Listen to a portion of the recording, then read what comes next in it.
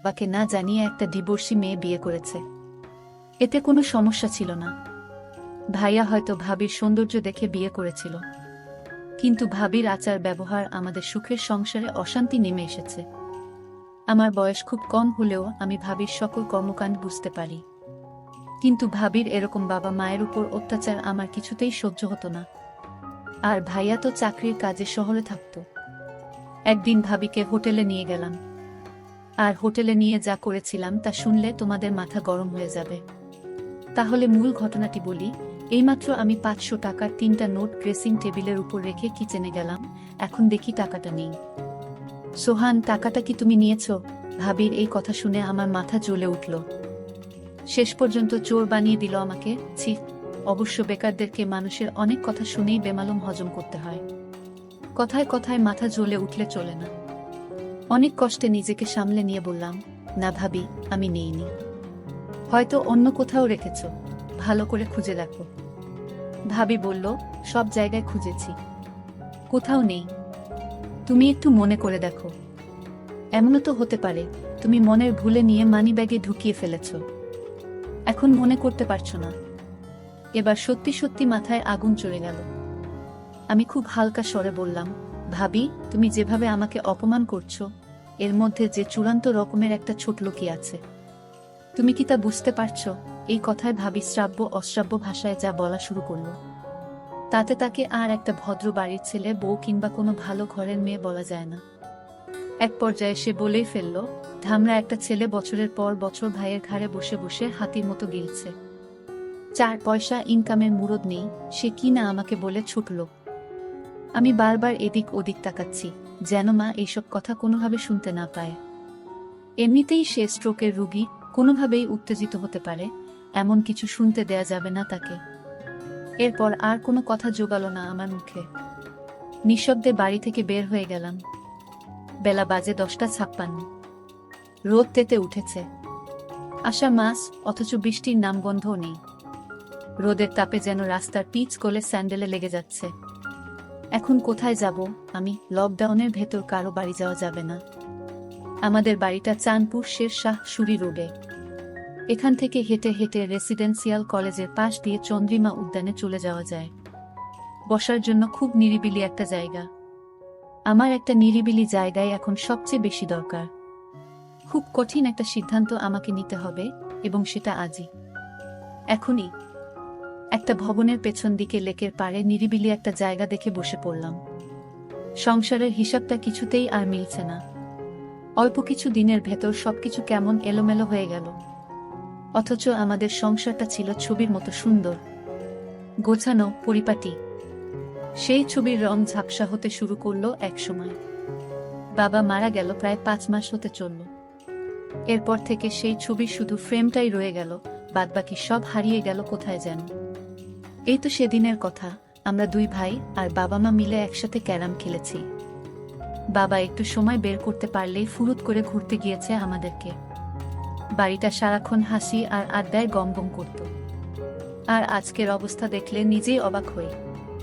মনে হয় আদৌ এইটা আমাদের বাড়ি। ভাইয়া পড়ালেখা শেষ করার পর 19 সালের জুলাই মাসে একটা মাল্টি ন্যাশনাল কোম্পানিতে উচ্চ পদে চাকরি নিল। ভালো বেতন, মতিঝিলে অফিস। এর মাস খানিকের মাথায় কাউকে কিছু না জানিয়ে হুট করে এক সন্ধ্যায় ভাবিকে নিয়ে উপস্থিত।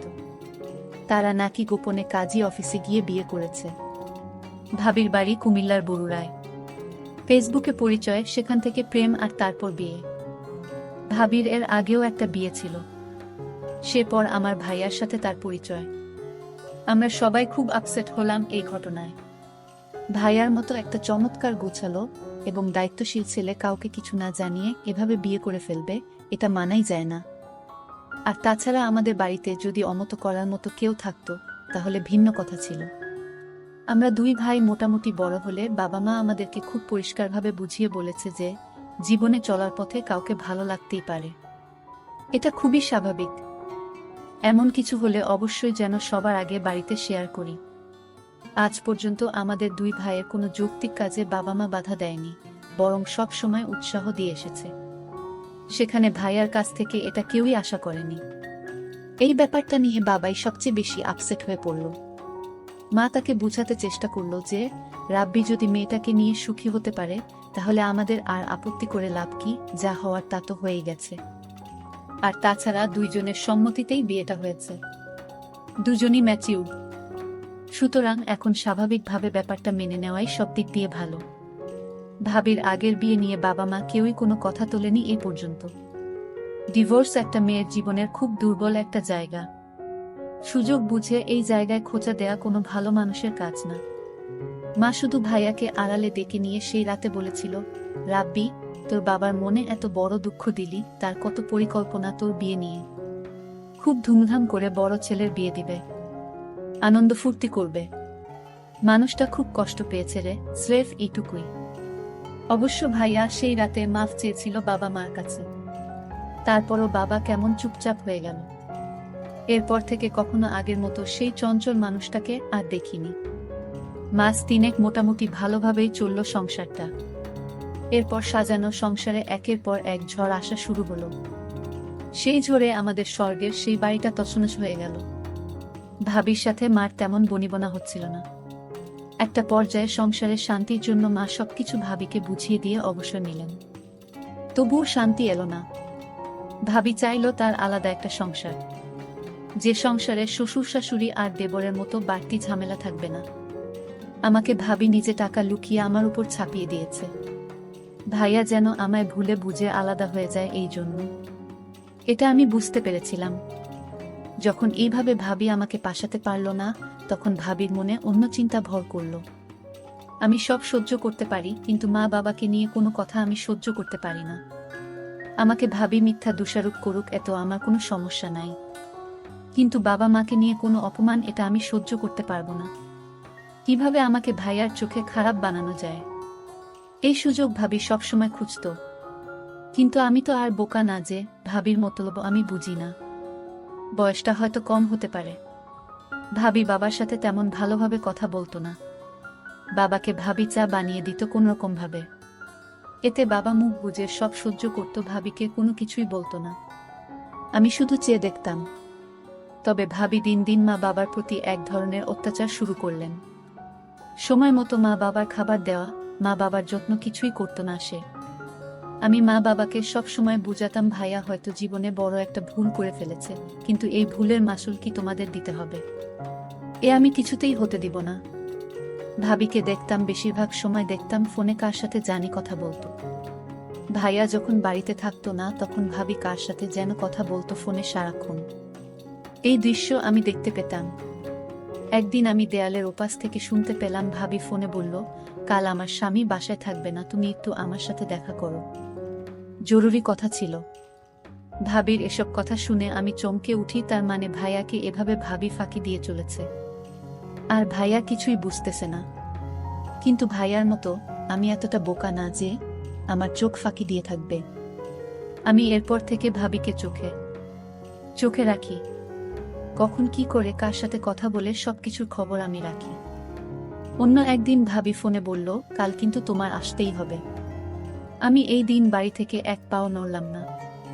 আমি আজ দেখব ভাবির ঘরে কে আসে। আমি অপেক্ষায় রইলাম লোকটিকে দেখার জন্য। রাত যখন 10টা বাজে, তখন দেখতে পেলাম ভাবির রুমে একটি ছেলেকে ঢুকতে। ছেলেটি ভাবিকে বলছে, তুমি কেন এখানে পড়ে আছো? ভাবি তখন বলল, আরে কিছুদিন আছি এখানে, আমার স্বামীর কাছ থেকে সিগনেচারটা নিতে পারলেই সকল সম্পত্তি আমাদের হয়ে যাবে।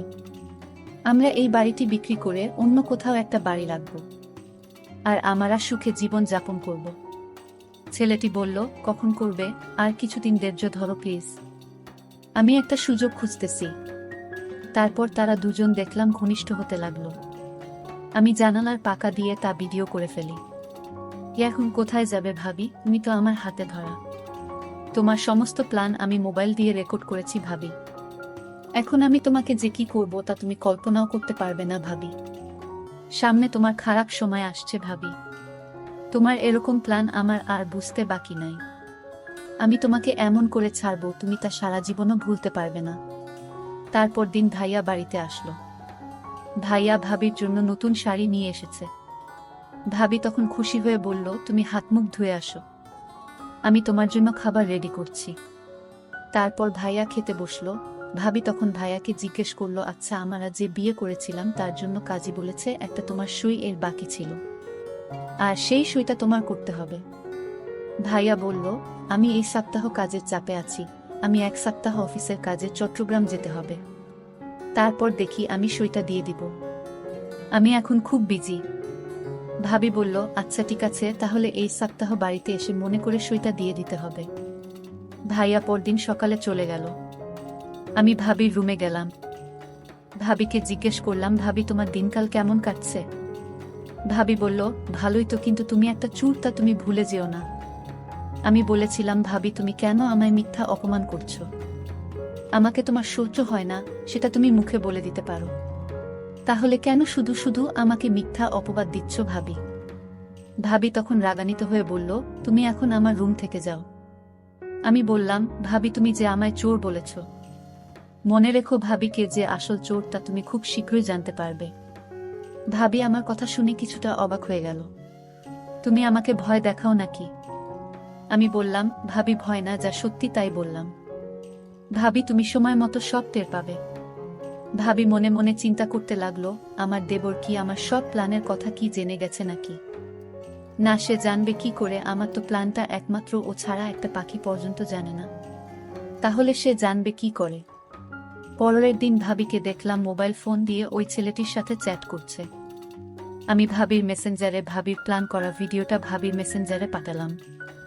ভাবি ভিডিওটা দেখে চমকে উঠল, আরে এ তো দেখি আমার সমস্ত প্ল্যান করার ভিডিও, এই ভিডিও দেবর কিভাবে পেল? আর সে কোথায় এই ভিডিও পেল? আমার ভিডিওটা দেখে মাথা গরম হয়ে গেল। আমি সাথে সাথে আমার দেবরকে ডাক দিলাম। দেখলাম দেবর তার ঘরে শুয়ে মোবাইলে চ্যাট করছে। আমি বলল, সুহান, এই সুহান। আমার দেবরের নাম সোহান। আমি তাকে ডাক দিলাম, সে আমার ডাক শুনেও না শোনার ভান করল।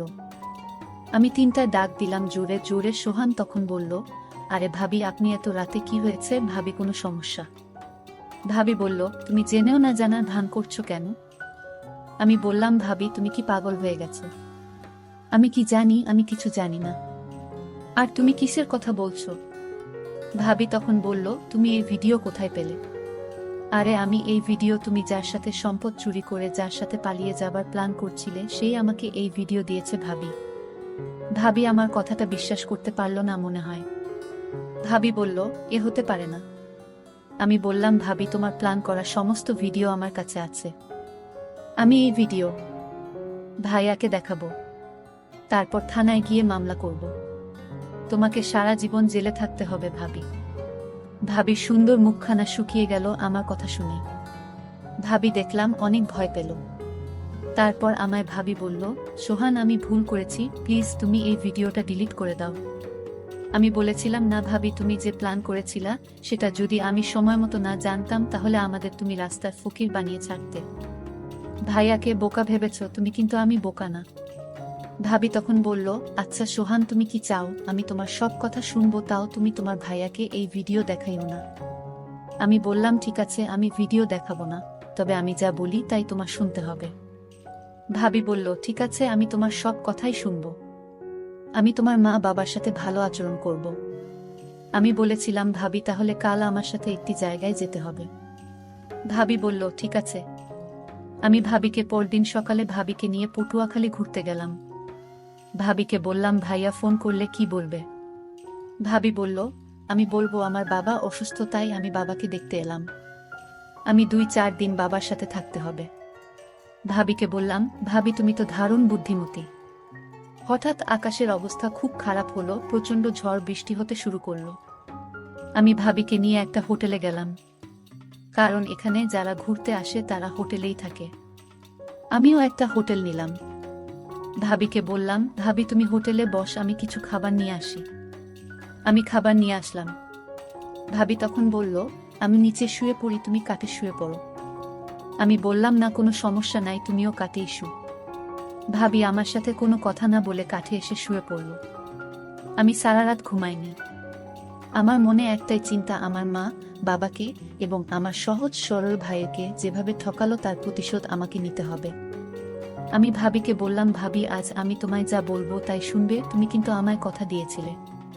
ভাবি বলল, আমি তো বলেছি তোমার সব কথাই রাখবো। আমি বললাম, ভাবি তুমি কি ভাইয়ার সংসার করবে নাকি ওই ছেলের সাথে চলে যাবে?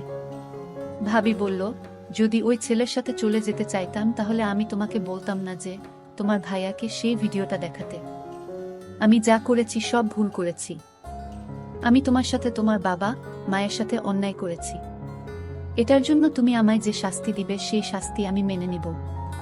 শুধু তোমার কাছে একটাই অনুরোধ, তোমাদের পরিবারে আমাকে থাকতে দাও। আমি ভাবিকে বললাম, ভাবি আমি আজ তোমাকে হোটেলে নিয়ে কেন আসলাম জানো? শুধু তোমার মনটা পরীক্ষা করার জন্য। আমি যা বুঝলাম তুমি সংসারটা বাঁচানোর জন্য সব করতে পারো, এটা আমি পরিষ্কার বুঝেছি ভাবি।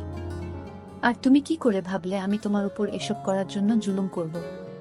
শোনো ভাবি, আমি তোমাকে এখানে আনার একটাই উদ্দেশ্য, যেন তুমি ভালো হয়ে যাও। দেখো ভাবি, আমি আজ ইচ্ছা করলে আমি অনেক কিছুই করতে পারতাম, কিন্তু আমি তা করিনি। কারণ ভাবিরা মায়ের মতোই হয়।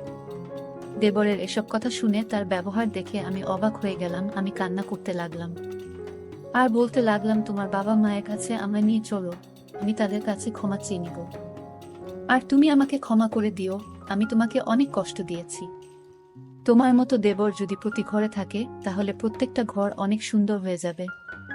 আমি ভেবেছিলাম মাত্র 10 বছরের একটা বাচ্চা দেবর, সে তার মেধাকে কাজে লাগিয়ে সংসারটা জোড়া লাগিয়ে দিল। আমি ধন্য তোমার মতো দেবর পেয়ে। দর্শক বন্ধুরা, আমি ওই ছেলেটির উপর দোষ চাপিয়ে আমার ভাইয়ার সংসারটা বাঁচিয়ে দিলাম। ভালো করিনি, তা অবশ্যই কমেন্ট করে জানাবেন।